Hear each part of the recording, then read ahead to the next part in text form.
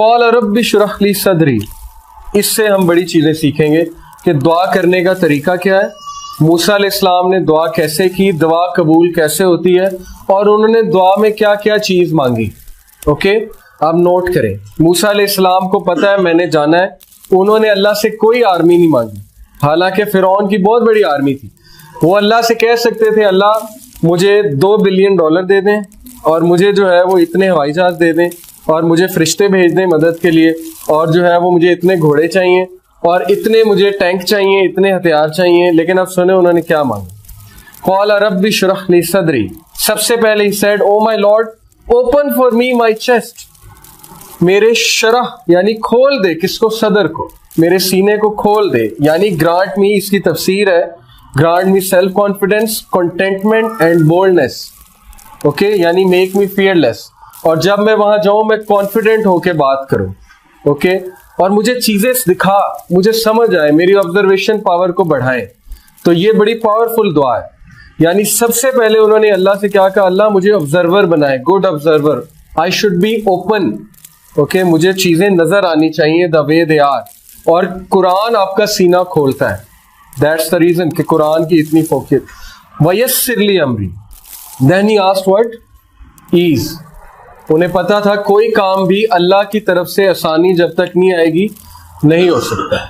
تو اللہ سے چھوٹے چھوٹے کاموں میں آسانی مانگنی چاہیے, اس میں کوئی شرم نہیں کرنی چاہیے. اوکے, عام ایک آدمی سے ہم چھوٹی بات پہ مدد مانگیں گے, وہ کہے گا یار کیا تم آ جاتے ہو, یہ بھی کوئی بات ہے مدد مانگنے والی. لیکن اللہ تعالیٰ مائنڈ کرتے ہیں, لٹرلی مائنڈ کرتے ہیں اگر آپ ان سے چھوٹی چھوٹی باتیں بھی شیئر نہ کریں. اوکے, یہ حدیث سے پروون ہے. تو وَيَسِّرْ لِي أَمْرِي کہ کریٹ ایز ان مائی ٹاسک, اس میں بہت زیادہ آپ پیدا کریں ایز. وَاحْلُلْ عُقْدَةً مِّن لِّسَانِي.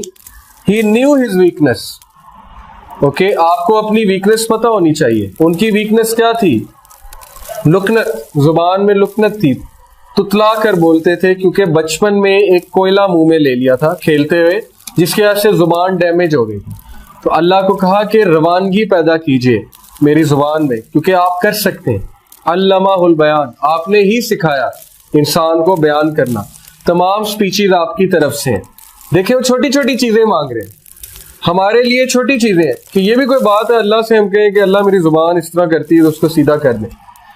ہم تو مانگیں گے اللہ مجھے دولت دے دے, مجھے یہ کر دے, اوکے میری جو ہے وہ میرے پاس یہ آ جائے, وہ آ جائے, بڑا گھر آ جائے.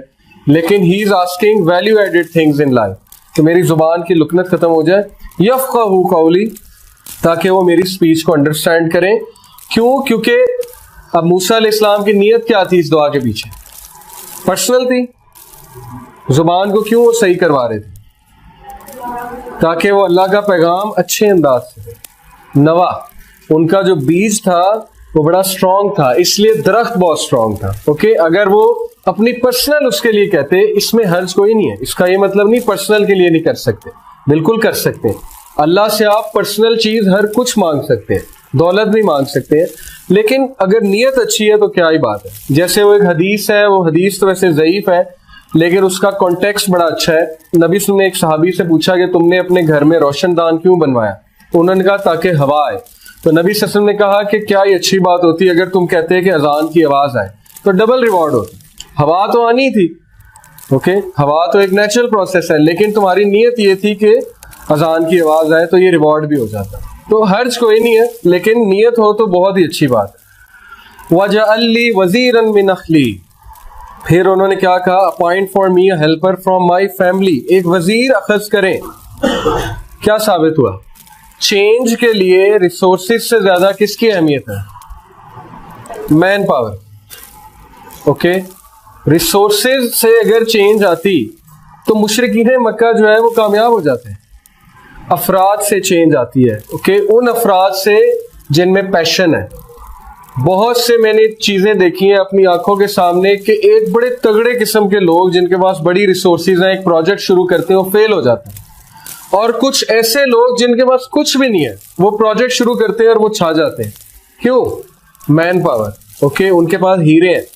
ہیرو سے مراد ہے کہ جو بے لوس کام کرتے ہیں اور جو سیلری کی طرف نہیں جاتے اور جو انسانیت کے لیے واقعی کچھ کرنا چاہتے ہیں, وہ لوگ چینج لے کر آتے ہیں. دوسرے لوگ چینج نہیں لے کر آتے. हारून अखी, सिर्फ ये नहीं कहा वजीर दे, उन्होंने कहा मेरा भाई दे, हारून को दे। ये बिल्कुल इसी तरह है, आप अपने बॉस के पास जाएं और आप उन्हें कहें कि सर मेरा एक असिस्टेंट रखते हैं, मैंने काम करना है, काम तो बड़ा अच्छा दिया आपने लेकिन एक असिस्टेंट रखते हैं। फिर आप उसे ये भी कहें कि ऐसा करें मेरे भाई को रखते हैं। ओके, तो ये आप बहुत स्पेसिफिक हो रहे हैं। वो आपसे पूछ सकता है कि क्या मतलब आपके भाई को क्यों रखें, लेकिन मूसा अलैहिस्सलाम शर्माए नहीं। इसलिए साबित ही हुआ कि आपकी जो दुआ होनी चाहिए उसके कुछ एट्रीब्यूट्स होने चाहिए। नंबर 1, वो दुआ फोकस्ड होनी चाहिए। वो इस तरह की जनरल दुआ नहीं होनी चाहिए जैसे हमारी मसाजिद में होती है, वो सिर्फ शुरू में यही सुनाई देता है अल्हम्दुलिल्लाह रब्बिल आलमीन, और फिर एंड में सुनाई देता है सल्लल्लाहु अलैहि वसल्लम, और उसके बाद सारे आमीन कह देते हैं। तो ये तो कोई फोकस दुआ तो है ही नहीं।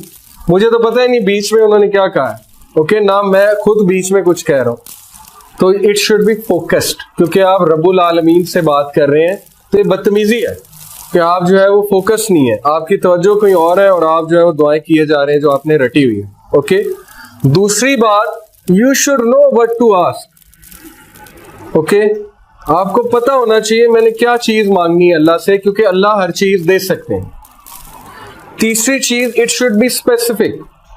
जनरल दुआ से इज्तनाब करें, अगर है तो इट्स ओके, लेकिन स्पेसिफिक हो जाए तो बहुत अच्छी बात है। मूसा अलैहिस्सलाम कितने स्पेसिफिक थे। उन्होंने कहा अल्लाह मेरी जुबान की लुकनत ठीक कर दें, उन्होंने कहा मेरा चेस्ट एक्सपैंड कर दें, और इतना स्पेसिफिकली मेंशन किया कि मुझे असिस्टेंट दें, और कौन दें? हारून दें। ओके, तो ये स्पेसिफिक है। जितना आप स्पेसिफिक होंगे उतना अच्छा है। आप दुआ करते हैं अल्लाह मेरी शादी करा दे, अच्छी दुआ है, लेकिन बी मोर स्पेसिफिक। ओके, अल्लाह मेरी ऐसे शख्स से शादी करा दे, बी मोर स्पेसिफिक।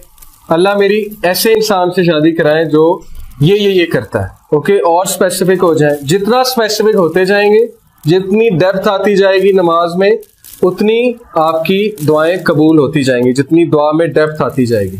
ओके, तो स्पेसिफिक हो, क्योंकि आप रब्बुल आलमीन से बात कर रहे हैं, किसी आम शख्सियत से तो आप बात कर नहीं रहे।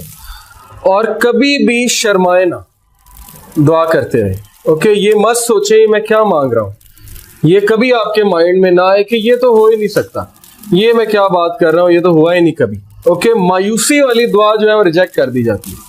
हदीस के मुताबिक दुआ वो कबूल होती है जो बहुत अफर्मेशन के साथ है, कंफर्मेशन के साथ है, आपको पता है वो कबूल हुई। और कबूलियत की शक्लें हैं, 3 शक्लें हैं। क्या क्या है? एक, या तो अल्लाह आपको वो दे देते हैं जो आप मांग रहे हैं। दूसरा, कोई तकलीफ आप पे है उसके बदले वो हटा देते हैं। और तीसरा, आपको आखिरत के लिए वो चीज रिजर्व कर लेते हैं और आखिरत में मिल जाती है। तो दुआ कभी रिजेक्ट नहीं होती, उसने कबूल ही होना है। ठीक है, लेकिन हमारा पैरामीटर ये दुआ की कबूलियत का कि वो चीज मिल जाए, तो ये दुआ की कबूलियत नहीं होती है। अल्लाह को बेहतर पता है आपके लिए अच्छी है कि बुरी है। कल को अल्लाह को आप ब्लेम कर देंगे कि मैंने ये मांगा था लेकिन आपको तो पता था ये अच्छी नहीं, तो फिर आपने क्यों दिया।